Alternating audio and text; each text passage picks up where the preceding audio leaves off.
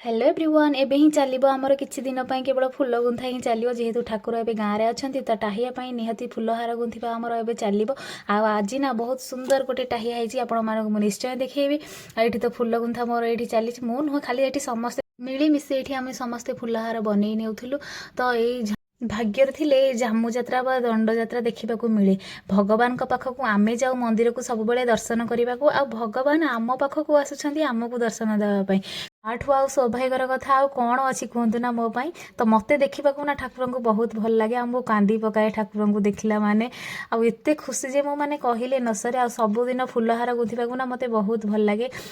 आउ दंड यात्रा रे मिसिथिबा दंडुआ माने बा भक्त माने माने दिन को गोटे थर ही राति की प्रसाद सेवन करती सी पुणी फलमूल आउ केवल ही पणा माने दिन काल रे भगवान तांको केमिति साहा आउ केमिति सुपर पावर देइछन्ती आपण माने देखिले तो लाइक शेयर सब्सक्राइब निश्चय